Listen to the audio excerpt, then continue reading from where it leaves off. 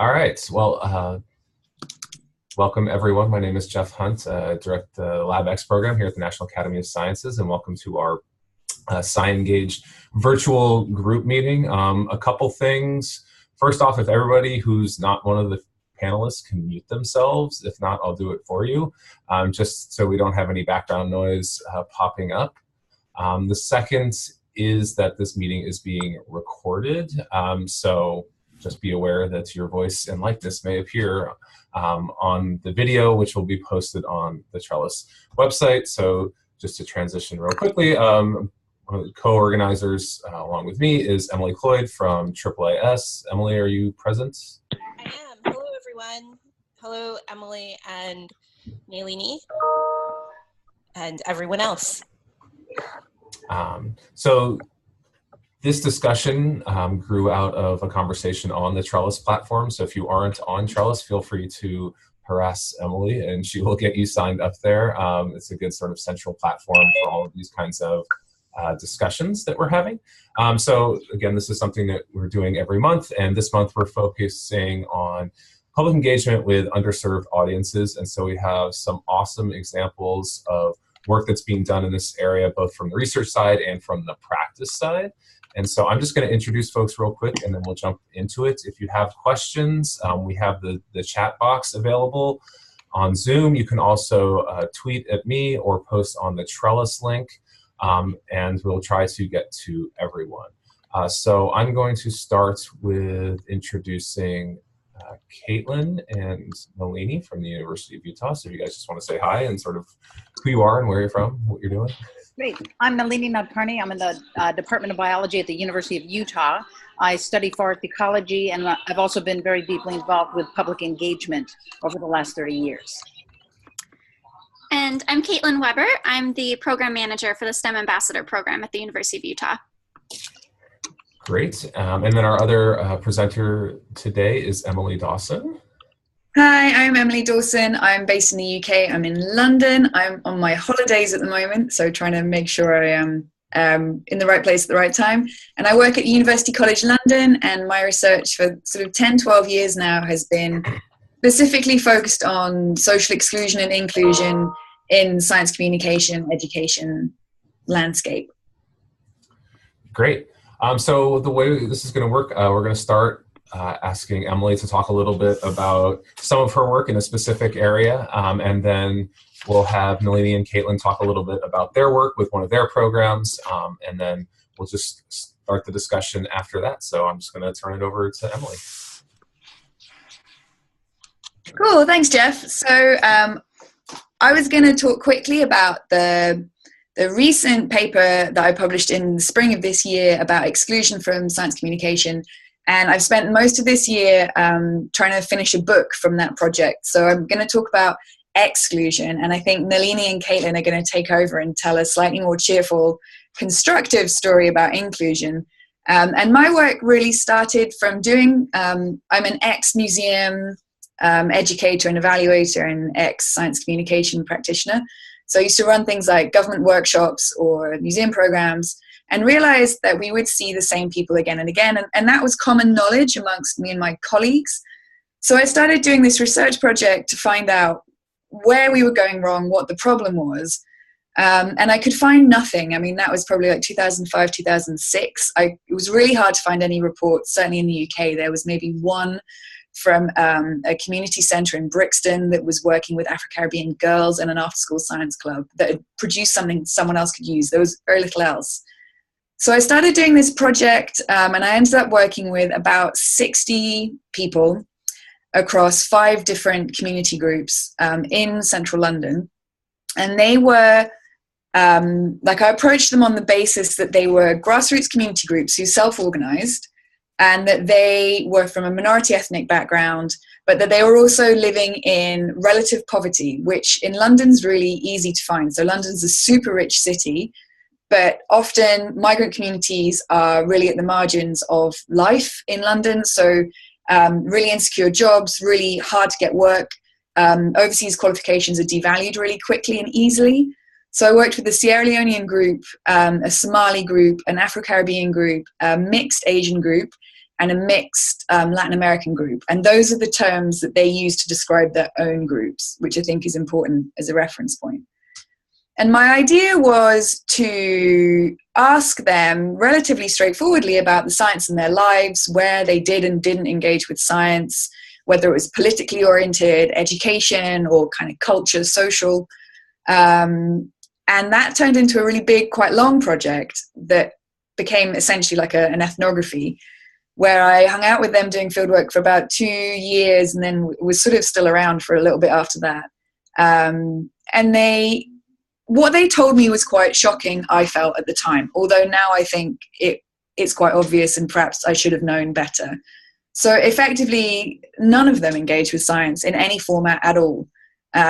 They certainly didn't go to any of the big science institutions that we have in London. And they didn't even know what they were, which is interesting. They didn't know where the big museums were, that they were free to go to, how they could possibly go to them. They didn't do any science talks or comedies or cafe size. They didn't know about university outreach. They didn't know about science festivals. These things were almost completely invisible to them. And or rather, they knew about the museums, but they didn't go, and everything else was invisible. And like the kind of hybrid participatory political forms of engagement, completely off the radar. So we spent some time trying to figure that out, why that was, what they did and didn't want to know about. Very interestingly, their perception of that landscape was that science was something for white people, that it was very male, that it was very middle or upper class, and that people like them were neither welcome nor represented.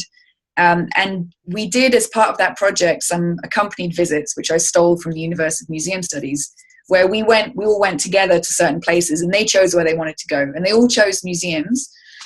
And we went to these places, and afterwards the visits really confirmed how much they felt out of place, how much they felt unwelcome, how much they felt their knowledge and culture and ways of being weren't respected, and how they never wanted, there was no conversion. They didn't want to go back. It confirmed for them all of the assumptions they'd made about their exclusion.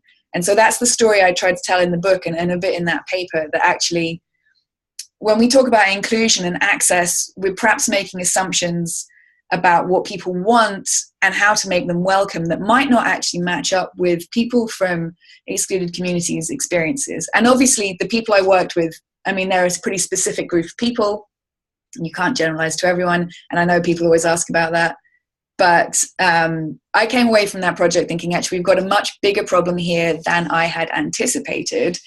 And we are looking at more change on a kind of structural inequalities systematic approach than a kind of a small thing here or there can accomplish. And often when I was working professionally as a practitioner, the approach was small tweak here and there. It wasn't structural change. So I guess that's been my big argument, and I will stop now. All right, great, uplifting news. So now we'll have Caitlin and Nalini talk a little bit about their work in practice. And yeah, go ahead. Great. So I'll talk a little bit about the origins of the STEM Ambassador Program, what the concepts are behind it. And although it is a practice program, I want to emphasize that we are doing research alongside of that. It is funded by the National Science Foundation, by the Advancing Informal STEM Learning Program. So it's both practice and research. But the practice side really comes from my own work as a scientist. I do forest ecology work in tropical rainforests. I'm very interested in conservation as well as research. And I really wanted, sort of halfway through my career, to get information about the ecological values of trees to public groups who might not value them. And I started working with museums and with the National Geographic Society, giving talks, making videos, and so forth. But I realized pretty soon that I was really getting to people who already appreciated trees, who already knew trees are important and forests are important. And so I began sort of a little personal campaign to try to get the information about the ecological values of trees, the need to be good stewards of trees, to people who might not think of themselves as tree conservationists. So my approach was to find public groups that have existing values that would overlap with my ecological values of trees. So, for instance, little girls really value Barbie and playing with dolls, and so we constructed Treetop Barbie. Religious people value trees because of their religious symbolism. So I read the Holy Scriptures of World Religions, put together a sermon on trees and spirituality, and delivered that in the churches, in churches in my area. It wasn't really forcing ecological information or climate change information. It was rather just showing that a scientist was interested in trees and wanted to know what religious people might find of interest or of importance of trees. I engaged artists like rap artists to connect with urban youth. We took them to the forest. We made rap songs about trees, made a CD. So that was really trying to connect these existing values of other groups in society to what we as scientists and conservation were interested in. And that went along very well and at a very small scale. It was kind of individual. I started training other scientists, but it was really kind of like a one-on-one. And so when I tried to think about spreading this concept, I started gathering a research team with informal science educators, with science of learning researchers, design thinking experts, and we put together a proposal to start the STEM Ambassador Program. And that idea is to reach what we started calling science unengaged audiences, using this idea of, first of all, identifying a group with whom or with which a scientist could connect with, either because of his or her research topic or because of some personal characteristic, familial status, geographic region, hobby, trade, interest, and then provide an engagement event in the venue of that public group, like a church or a city park, rather than asking the audience to come to an academic venue like a university or a museum. So over the last 2.5 years, our research team has sort of integrated 3 different existing informal science education models. One is Portal to the Public, another is Design Thinking, and the third one was the Research Ambassador Program that I just talked about earlier. And we wanted to kind of integrate these 3 models, that was part of our research, to create a model that would be efficient and effective in getting scientists to connect with, do an immersion to understand a different audience, co-design an engagement event with that public audience, and then provide an engagement event in the venue of that public audience. And finally, to reflect on that in order to improve engagement in both ways. So we feel that after 2.5 years, we've developed a really cool model that actually works. We've had 3 cohorts that have gone through this. We're now looking into ways that we might extend this to other universities and other situations. And I'd like Caitlin to talk a little bit more in detail about kind of the process that has developed that we would love to share with other people and disseminate. Sure. So the process that we've come out with is right now is a 4 workshop series, and really it presents the scientists information as they're moving through this STEM Ambassador training process. And so we've divided the program out into 5 different steps. So the first step is connect. And this is where we sit down with the scientists and we have an interview where we get to know their research interests, their hobbies, their personal characteristics, and help them develop a sort of impact identity, which is a concept that was published recently by Julie Rizian and Martin Storspeak, that really, pulls in who the scientist is as a person, what their research is about, to help them identify broader impacts activities. So we work with them to find a particular connection to a community group. And then once they identify that connection, we provide training for them to build a relationship with that group, reach out to representatives of that group, and then conduct what we call an immersion visit. And so one of the things that Emily had pointed out earlier is that it's really difficult to generalize engagement for everyone. And that was something that we struggled with, is many of the scientists, we would train 20 different scientists and find that that they were going to, they could go to 20 different venues. And so we developed this immersion training so that each scientist is trained to learn about the interests and values of the specific community that they plan to engage, rather than training them how to engage with a particular group. So that's the next step in the process, is conducting this immersion visit where the scientist goes out and learns about the community that they'd like to engage with. We then incorporate elements of design thinking where the scientists pull on their immersion notes to design an engagement activity that's really tailored to the group that they'd like to engage. We then provide training in science, in best practices in science communication. This is largely pulling from the Portal to the Public program. And then we build in time for reflection at the end of this process after the ambassadors actually completed their engagement event. You can find a list of previous engagement events by STEM ambassadors on our website. It's stemapp.org if you're interested in looking at those. Great, thanks for those overviews. So I'll start off with some questions, but if anybody there has questions, feel free to ask them as well. So I guess I'm going to start with putting you all on the spot. So Emily, if we just took the STEM ambassador model and scaled it up, would that solve all the problems that you're seeing? Sure, yeah. Okay, good, great, problem solved. I guess, so what I really liked about what you were describing, Caitlin and Nalini, was this idea of, I found it in the medical literature, this idea of cultural humility. So in medicine, people are trained to have cultural competences, which is like, be able to list 7 things about your local community. And that was turned on its head by some researchers whose names I've completely forgotten, of course. But they are in one of my papers if you want to track them down. And they were arguing we shouldn't think about cultural competence, we should think about cultural humility, and actually starting from a position of ignorance. And I think that's really interesting and important because of course it's contextual, of course it changes, of course people want different things. And like the same community group will want a different thing the next time you see them than what they wanted the first time. So you can't, there's not like like the way, as it were, the solution has to always be slightly shifting. And I think that one of the big things that I'm hearing from your work that I think really resonates with what I was looking at was the idea of power sharing, about working collaboratively, about letting go of some of those outcomes that you want, that you're so invested in, and starting to think about, well, what do people want and what do people need? And that's a different, I mean, the thing is, I mean, I'm saying this, and I'm sure a lot of people that I can't see in these little boxes, I just think, well, we know this. Like, and this is, I think, where I get frustrated is none of this is new. Like, you're talking about an amazing project. I'm sure we can all think of amazing projects. But what, I guess to speak to Jeff's question, is we still don't see that big change in structural inequality across the whole field that I guess I want to see. I mean, maybe it's too greedy to call for the whole revolution, but I think we need bigger structural change around a lot of these things, as well as the kind of amazing pockets of people developing more equitable and more inclusive practice. Can I jump in, Jeff?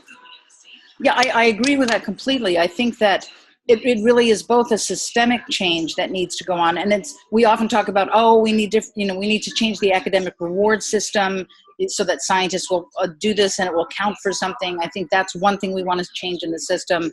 But I think an even bigger but perhaps more subtle change is this idea of authority and who is the authority. And scientists are so often, in fact, we're kind of raised professionally and academically to think that we are the authority, that science is the voice of reason. And we always stand at lecterns. Students are always taking notes when we speak to them and lecture to them. And so that's a very difficult role, I think, for many scientists to step away from. It's uncomfortable, it's unusual, and yet, as you say, it is the way that has to happen if we are to create, I think, collaborative type co-designing ideas, co-designing communication, which is, I think, what all of us who are listening are really after. So it does call for humility, and I think it calls for even more than that. I think some of the most successful engagement events that we've had have actually used the authorities of the other. Like when I looked at the Bible and said, oh, there are 328 references to the words trees and forests in the Bible. Isn't that interesting? I read your Bible. I'm taking the authority from what you guys think. It doesn't mean I have to believe in the Bible. And I think that's a really important thing, this idea of identity, that we can share ideas, we can share identities to some extent, but it doesn't mean we have to become the other, nor do they have to become scientists. We just have to find that common ground. And to do so often takes that, as you said, cultural humility.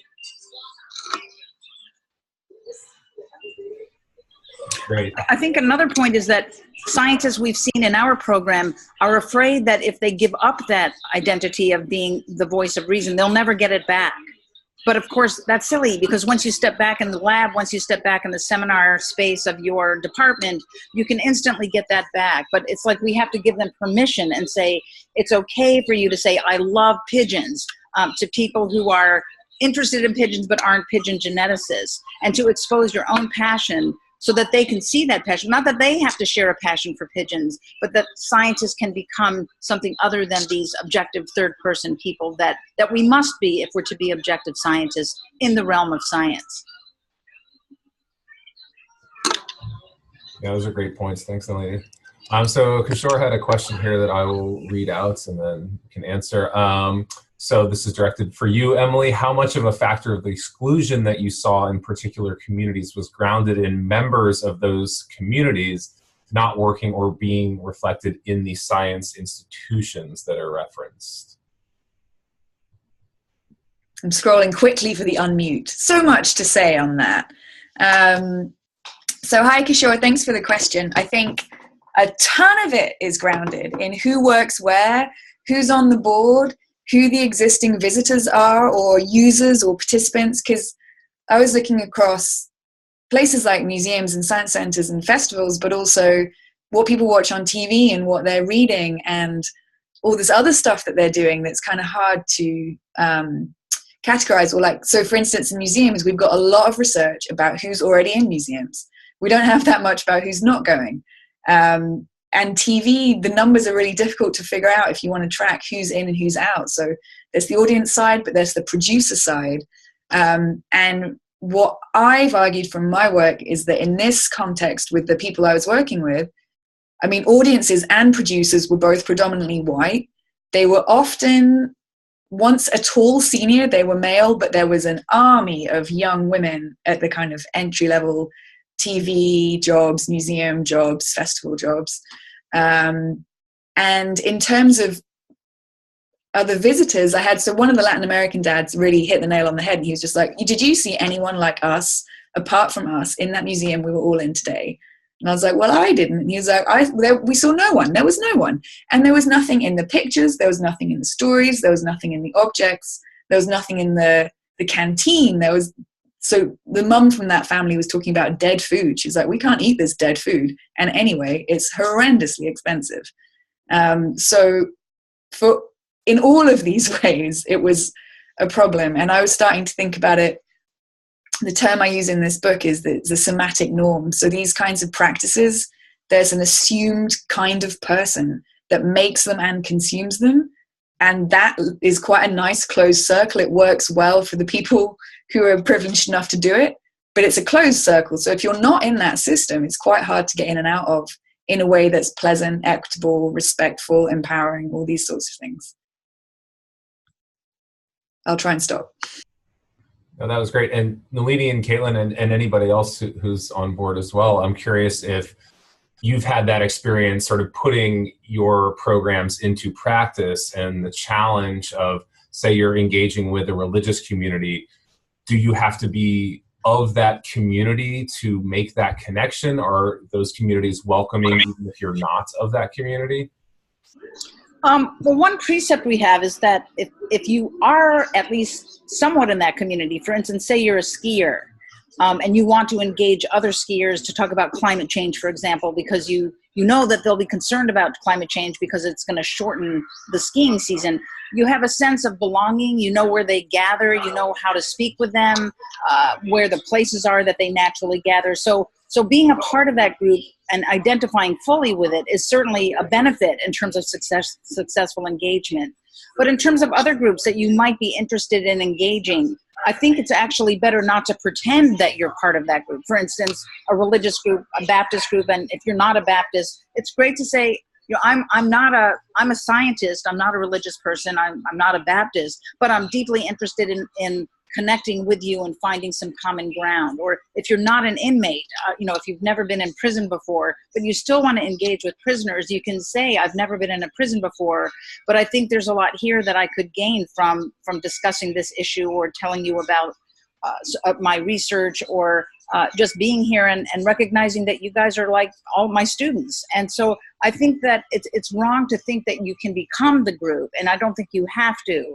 But it's also a benefit if you are of that group, because you naturally can engage that group easily because you know their customs, their traditions, and their modes of communication. Yeah, I think that issue of establishing credibility is so key, where, like you were saying, that scientists are always the ones who feel that they have the credibility coming from the perspective of I'm a scientist, and sort of giving that up and saying, well, I'm not the credible one, I'm not the authority in this situation. I think that makes a lot of them uncomfortable. Yes, it does. Us uncomfortable. Right. Great. All right. So the chat's going crazy here, but I had two questions that I found. One from Liz Crocker. So what role do locations and accessibility play in access and interest in science institutions? So for example, whose neighborhoods are they located in? How much they cost? Hours? Food accessibility? Language? How do all those combine to sort of make an institution sort of welcoming? Should I jump on that one first? So that is all the stuff I looked at, Liz. So I agree. I think all of that stuff was where the kind of, what I have been calling, like Ponsonby as an academic way, like the somatic norm, this norm body, this imagined public, like all of that creeps into the imagined public. So the kind of food you sell, the price point you sell your food at, the stuff in the cafe, the price point in the cafe, the neighborhood your institution or festival or political event is in, how hard it is to get there, whether there's childcare, whether it's family friendly, whether the hours are such that if you're working round the clock cleaning shifts, you can ever go to that place at all. All of these things are super important. And then you've got, in a museum example, exhibition text, exhibition layout, the kinds of objects, whether you can touch the objects, whether you can't touch the objects, whether there's translation.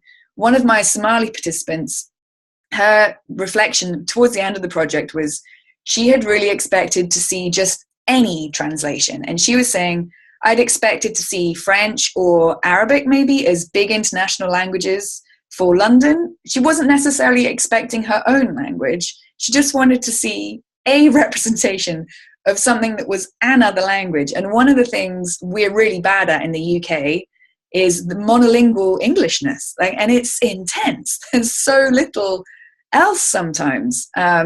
Or even if there was an area that there were translation cards or there was an app, they never found that. So it was sufficiently hidden that the assumption about the kind of person who would be in that space doing those activities was someone who knew what to do, who was completely fluent, reading, writing English at the same time, who had the money to do it and who had the leisure time. So the way their employment was structured meant that they could do these things.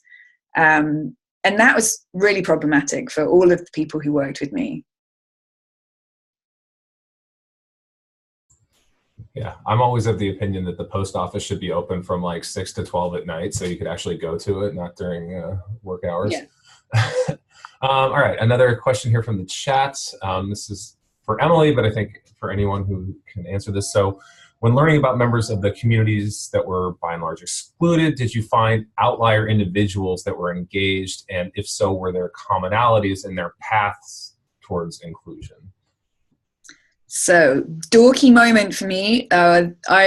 One of the chapters in the book I finished this summer was about, of 60 people, 3 who liked science. This was and you know, I've got a science education, sociology of science background. 3 amongst 60 was lower than I had expected.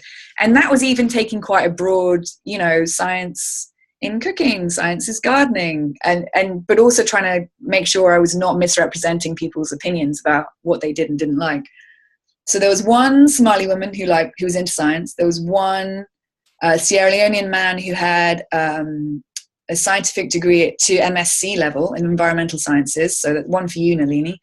And there was one of the Asian group who was an elderly man who had an undergraduate degree in biology, had become a biology teacher briefly. And the story I try and tell, that way I try and make sense of their experiences, it's a depressing story about structural inequalities. So it's another uplifting one for everyone. But they had this interest in science, and they were really resilient. They had maintained this interest in all sorts of ways on their own. So the two with scientific qualifications in their careers, their migration trajectories had really affected their capacity to pursue those careers that they had wanted to.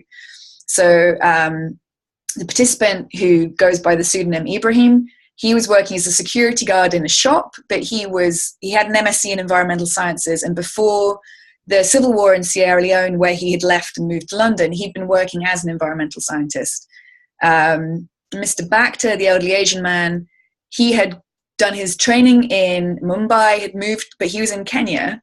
Uganda. And when Idi Amin came to power and expelled everybody who was even slightly not Ugandan, they'd moved to the UK, effectively lived in a refugee camp for a few years, and had set up shop with a small loan to run a corner shop. So all of his training, it couldn't have helped. It was everything was set up against him. And Ibrahim had a similar kind of war-based migration story.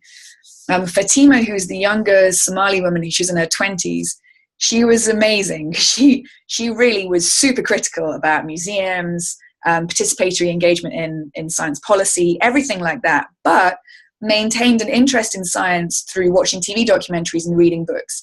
But to answer your question, how did she do it?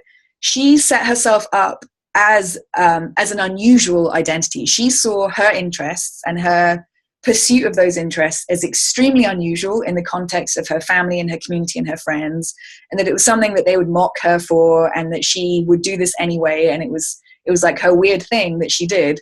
But really there was no support. So I guess my concern for her, and when we work with other youth in our other projects, without that support system, it's easy to get derailed. And if you look at Ibrahim and Mr. Bakhter, there's no support to the extent that they cannot pursue their passion for science. It is impossible for them to do that. So again, somewhat depressing. Nalini, anything to add? I don't know if you've had similar experiences. Can you say that again, Jeff? Oh, just if you had any similar experiences with members of these groups that you're trying to reach to who were science interested or aware, that you sort of used either as conduits or tried to support them. Yeah, I think it sort of depends on how you define interested in science. I think if you're looking for people in the public to identify with museums or higher education in science, then I think you're absolutely right, Emily. But in our research and in the practice of our STEM Ambassador program, we had expected that we would find a lot of science, what we were calling at the beginning of when we wrote our proposals, science unengaged people.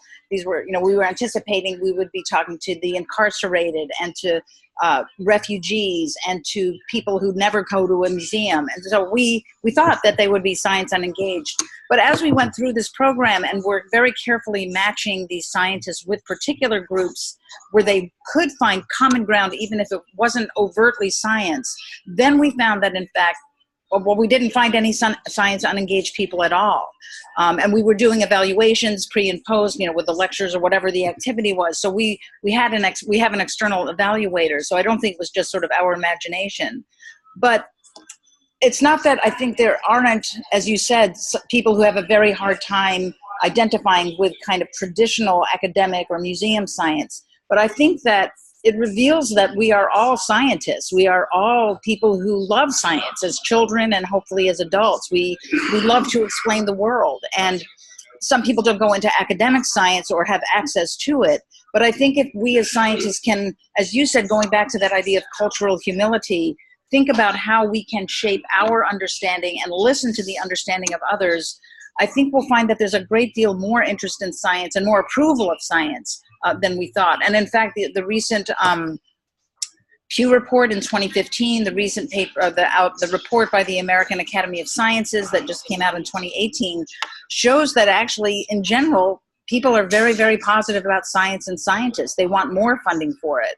But I think that the break that you have so well articulated is this idea that they have to come to us, that they have to learn our language, they have to learn our passions and identify with us. And I think really it's just the opposite. It's not about citizen scientists, it's about scientists as citizens. And that's what we're trying to move toward. And I think a lot of other people are in informal science education are understanding and trying to move forward in that way as well.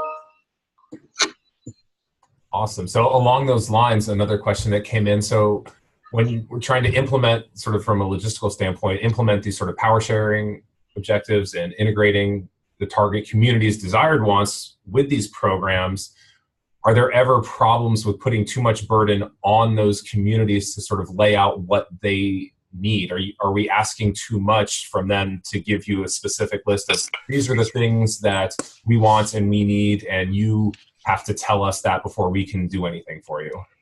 Caitlin, you want to take that? Caitlin has had more. Yes. So that is something that we struggled with at the beginning, that, our initial framework had relied on having these formalized interviews with a community partner prior to doing an engagement event. And what we found is that those interviews were really difficult to set up. People don't always have the time or the ability to do that. And so we've really become more flexible in how we perceive the immersion visit that I described earlier.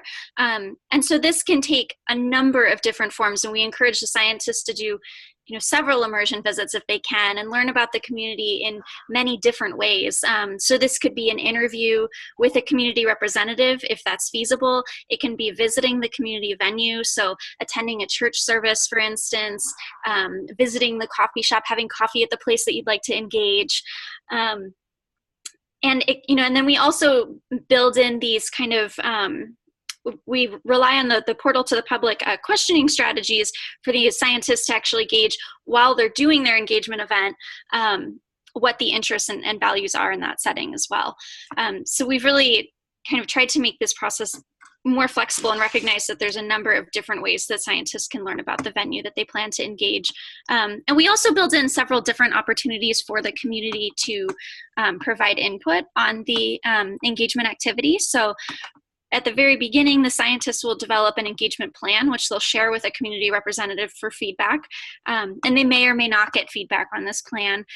We also try to collect feedback in the form of surveys at the end of the engagement activity as well. So we're trying to kind of build in a number of different checkpoints for this to occur.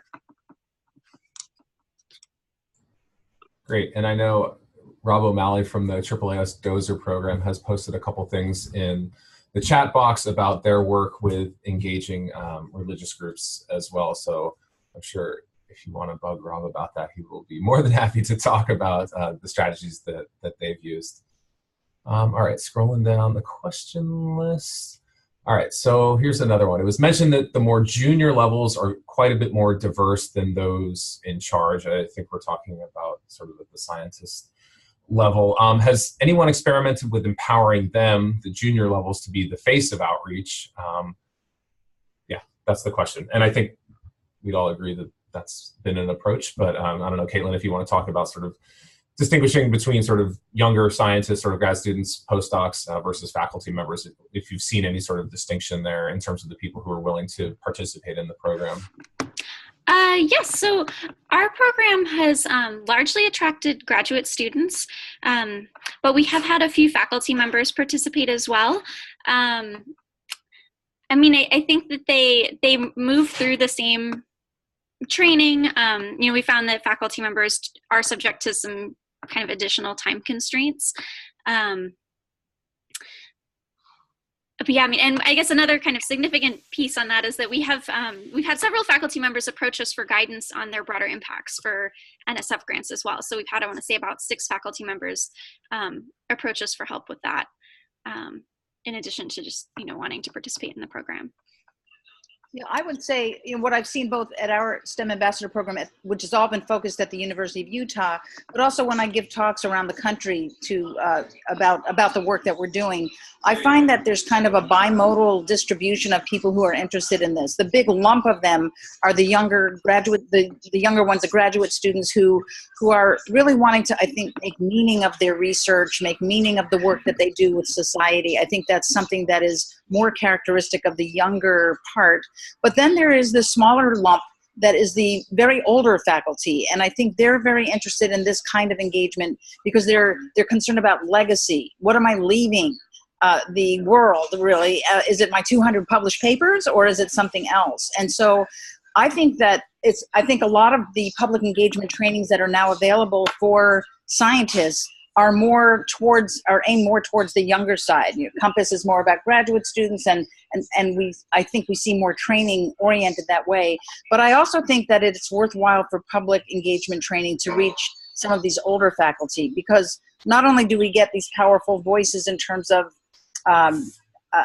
just being able to convey mature science, but also they serve as role models. They say they're really ones who are, in fact, giving permission to the younger ones, saying, yes, doing this kind of public engagement is okay with us. It's something that I'm doing, and it's something you can do. And so it might take more energy to pull them out of their labs or their field sites, but I think having these older voices are really important in terms of the landscape of public engagement and how academia has to change to accommodate that and to benefit from it, for that matter.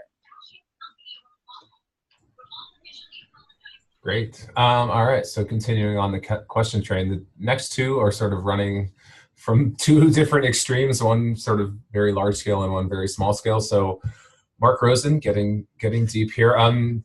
Do you think that there's a tension between showing humility and thinking that science has epistemic primacy? And can we resolve this tension? Anybody want to jump on that one?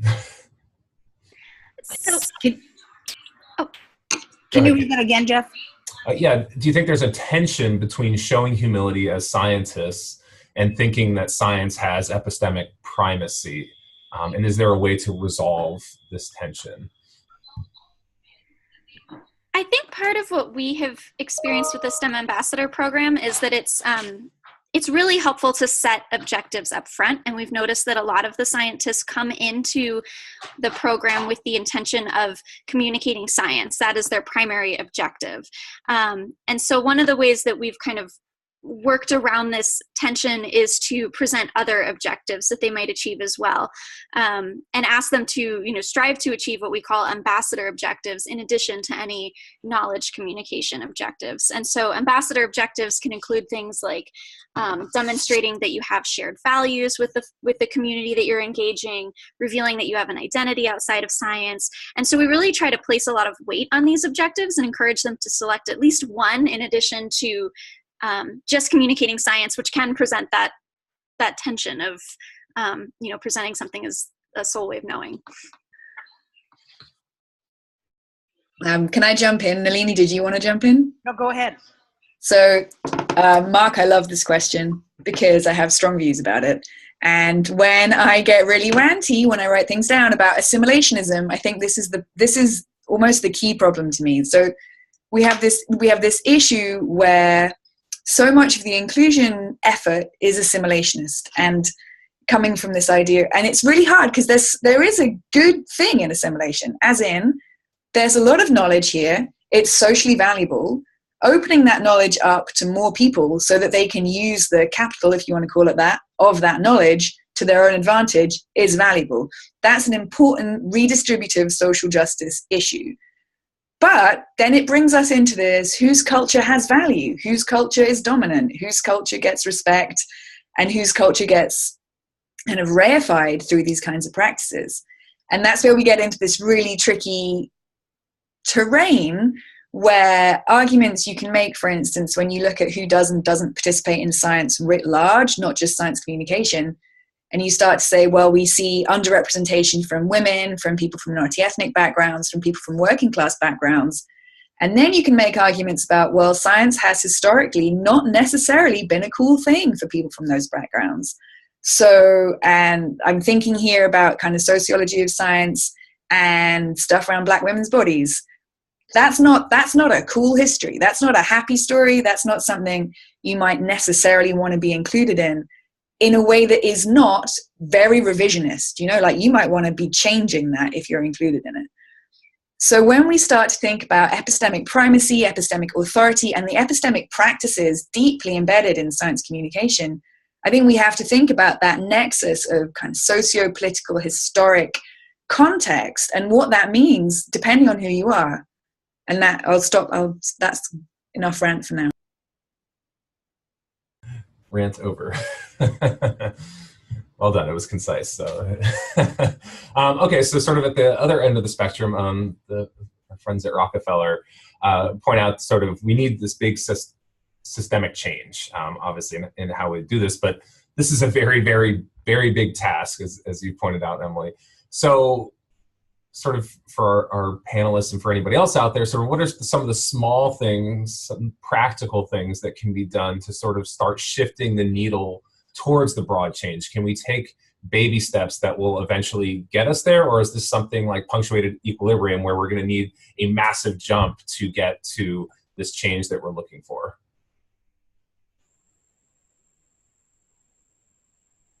Well, I'll jump in. I think that it will take both the big changes and the small changes to really make changes.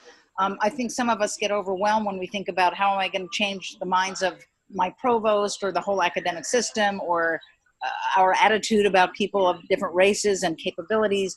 But I think that individual scientists can really do a lot. And I think that they can do a lot on small scale basis. I think they can take individual actions that get them to their kids' 6th grade class, or get them to their ski group and to talk about science in an informal way.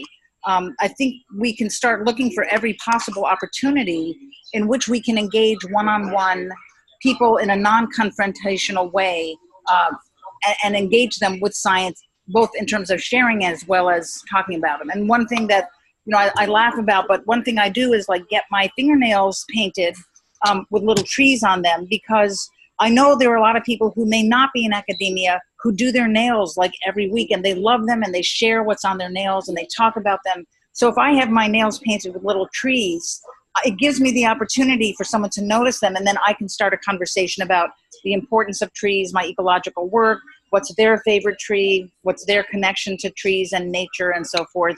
So, and I might do that with someone, who's a Trump voter, or who would never walk into a museum or go to an academic lecture. And it sounds silly, but I think that we forget that by connecting with people directly and doing it as often as we can encounter people, and we can, I think, ultimately make a difference. When we think about the population of scientists, we have about 6 million scientists in our country. We have 325 million people in our country. So when you do the math on that, it turns out that if each scientist connects with or has a conversation with just 52 people a year, that's just one person a week, like your barista or your taxi driver, that means we'd have every single person in the United States would have had a conversation with a scientist or engineer. And again, you don't know what the impact of that is, but I think making ourselves human is the first thing that we can do in this effort, this big and small effort to engage, to bridge science and society. So I guess, unless somebody else wants to jump in, I guess my question there is, would you see the engagement having to necessarily be focused on science, or just making a connection? Because I can see that not everybody, I've had the experience being with some of our board members, and we were in a cab one time in New Orleans, and one of my board members tried to start talking to the cab driver about his work and, talk about science, and she could not have cared less. She just wanted to get him to where he was going as quickly as possible and just be done with the conversation. So is that something where we just have to be more outgoing? Because I can see that also not really working for everybody if they're not necessarily an extroverted person. So where do you advise on that sort of situation? I think the key is listening.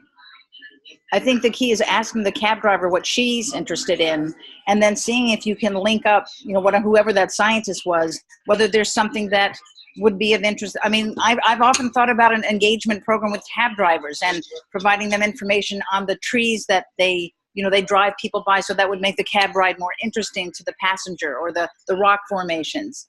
And so I think that what we don't do very well is listen. We automatically think we have to talk. So I guess my advice in that case, and it will vary from person to person in terms of whom you engage with, or whom you'd like to engage with is first listening and then seeing where you might have an intro into that, instead of assuming that they'll want to hear about your science.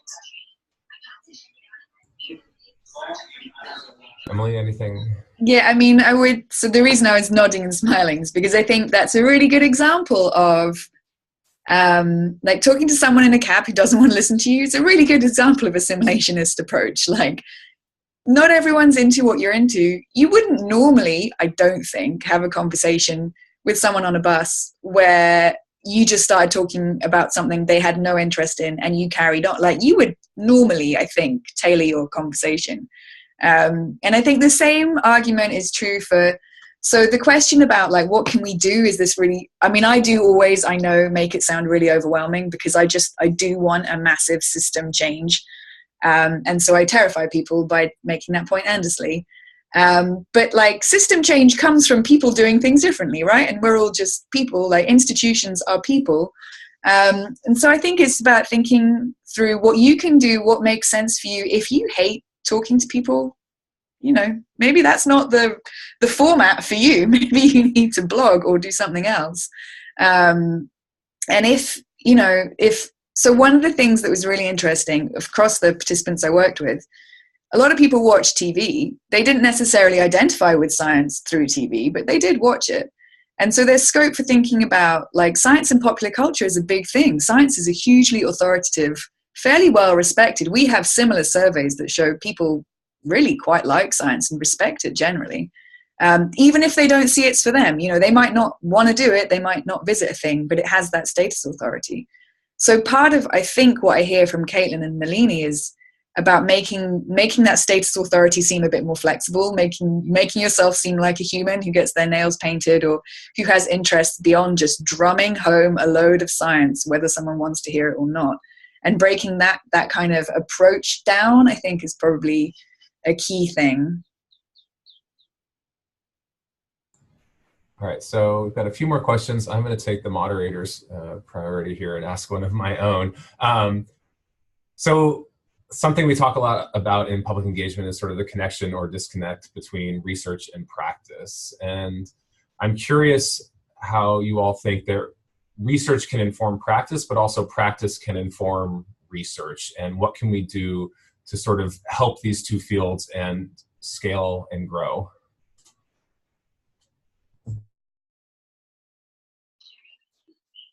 Well, I'll just jump in and say, in terms of someone who's been involved with a lot of practice and who isn't a social scientist and has no training in that area, I feel like, boy, we practitioners could learn a lot from research. And in the STEM Ambassador Program, we intentionally pulled in Dennis Schatz from who founded Portal to the Public. And that training is based on science of learning research. How do people learn? What's the best way they learn? It's applied in museums, but as it turns out, it was very, very useful for developing training modules in terms of effective science communication within our program. This new paper by Julie Rizian and Martin Storspeak about impact identities, that was completely conceptual and research driven, written by two excellent, social scientists. But for us, it was like, oh my gosh, it just clicked in place and it really validated and helped us along. So I don't know so much about the other side of things, the other arrow going the other way, but certainly I think practitioners can benefit tremendously by either interacting with people who know about how people learn, or reading or being able to read the literature and incorporating that into what they do. Caitlin, did you want to talk about that at all? No, I mean, I second what Nalini said. It's something that has been tremendously helpful for us to be able to pull on the base of research that exists. I guess I'm thinking of it, we've had this conversation for a long time here, I feel like, and we don't get any further with it. So that we have loads of portals that are underused, loads of cloud things that are underused, attempts to share that are underused. And it's a tricky one, I think, because we're looking at two different industries who sort of have some goals in common, but some goals that are quite different. And just from a personal note, and I don't spend a huge amount of time doing this, but I mean, it sounds cheesy, but I think more people look at the research we put out there from our team projects through Twitter and tweeting than any conferences we could ever go to, than any kind of paper dissemination strategy.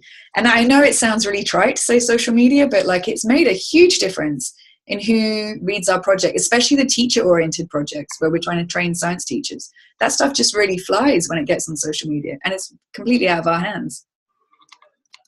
So, I mean, does that argue for creating more spaces where people from these different fields can come together, or is it just, or do you think it's sort of luck of the draw that people happen to find your content on social media? I think it's a bit of both. So I think probably the more of this kind of chat you can do, the better. And I certainly, when I can, spend time trying to make sure I do that. I also have, because I used to have a real job, no offense to my fellow academics, I still have lots of buddies that I see regularly who will drag me into things, and I'm happy to go and chat about work. But I know not everyone is. And also, as a mother of a small child, that's not necessarily something that's hugely rewarded in my job. So it's like a joy / I don't know, social justice obsession thing to do on top of everything else. So you could see how it would be, it's an easy thing to slip. So a lot of for instance, Twitter, I'm effectively spamming people like mad. But it makes the most absurd difference to how far papers travel, and especially over time. So I'm going to keep probably spamming. And I apologize to anyone who follows me on Twitter and just thinks, stop spamming your papers. Great. All right. I'm trying to take these questions in order when they came from Elise. So I think, Emily, you responded a little bit to Elise's question here. But she asked if there are particular strategies around shifting institutional practices and positioning, and how to take steps to shift the role of these institutions from always teaching and sort of, the one-way deficit model of here's the information to sort of listening and learning. How can that be integrated at the institutional level?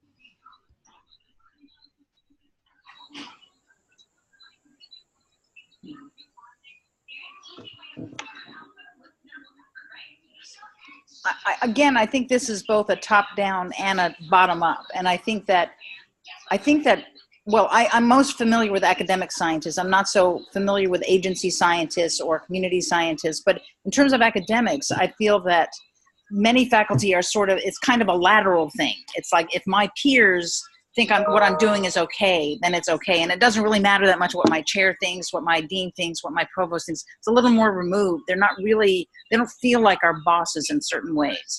And so I feel that if we meaning we rank and file faculty academics, can carry out effective engagement, fit it into our time constraints, evaluate it, reflect on it, feel that it's something worthwhile. I think that's the way that it gets institutionalized. I mean, no doubt we need the vice presidents for research to be able to fund training programs, to bring in trainers like the AAAS program or the Compass program. I mean, clearly we need that. We need that staff. But I think that scientists themselves can do quite a lot, kind of waiting for the institutions to catch up. And I know that efforts like AAAS and the National Alliance for Broader Impacts are focusing their efforts at that institutional level. And I really am so grateful that they are. But I don't think we should wait for the pat on the back or the instructions from our provost. I think we can do a lot ourselves. I want to jump in if I can and combine it with a question from Victor right at the bottom, who's talking about so basically if you have a thing that your institution doesn't want to do, what can you do about that? And to me, his question, and I think it was Elise's question, kind of go together. And then the reference I sent to Elise is a project here that was funded by the Paul Hellman Foundation that was around institutional change and participatory practices in museums. And they sought to make museums participatory, so that rather than it just being the kind of top board members who made all the decisions, they really opened up those power sharing practices to a broader range of stakeholders, including, shock horror, community participants who might not otherwise be represented. And just having those different voices and different it's access to the power that I think starts to become important in terms of making institutional change. But of course it means, in a closed way, somebody has to decide to open up that practice before it becomes open. And I think that's where a lot of argument and persuasion has to happen. And the arguments I tend to fall back on are if we don't think carefully about inclusion, then all of what we're doing is pointless. So if it's not inclusive, participatory, and equitable, long term it has no sustainable future. It will not last, and it cannot produce good change. And from a science argument, the philosophy of science crew that I like to draw on for that kind of work, from people like Helen Longino, who are arguing that the best science is from an inclusive community, because people have different perspectives and we miss things by not including that wide range of perspectives. So the famous example is, of course, the heart valve that only worked for middle-aged white men, because that's who they were tested on and that's who developed them. So I think the arguments for inclusion have to be made, and they have to be made hard, and you have to lobby, and it's tiring. Again, with the bad. A great way to sort of send us out. All right, so I know there are some more questions and some more discussions. If people wouldn't mind continuing those on Trellis, and I'm going to give Emily 1 minute to just say a word about Trellis before we sign off. Thanks, Jeff. So this has been a really great conversation, and we're very excited that people have been able to extend the conversation before and after on Trellis. I wanted to give folks a very quick heads up that Trellis is going to have some changes on the back end that over the next month or two we'll be implementing those. So you might be seeing some emails from me or from Trellis more generally asking you to reconfirm your identity, or you may need to create, if you're not a AAAS member, you may need to create a AAAS identity. So I just wanted to give folks a heads up about that. Trellis is not going away, but it is just getting these sort of back-end changes that are going to make it a bit more robust and give it some new functions. But it also means that we need you all to possibly reconfirm your identities and get all signed up for it as those changes take place. So just a heads up about that. Cool. So everybody I know is signing off. I just want to say thank you so much to Caitlin and Nalini and Emily, who we wrangled from her vacation to come do this. And thank you all for joining us for the discussion. Like I said, please keep it going. We'll do this again next month on October 19th. I have convinced Jeannie Garbarino to talk about the SciOut conference that will be taking place at the beginning of October. So hopefully everyone can join us then, and look for the recording of this presentation on Trellis, and we will see everyone next week. Thank you all. Or next month. Thank you, Jeff. Thanks everybody. so much. Bye, everyone. Bye-bye. Thanks.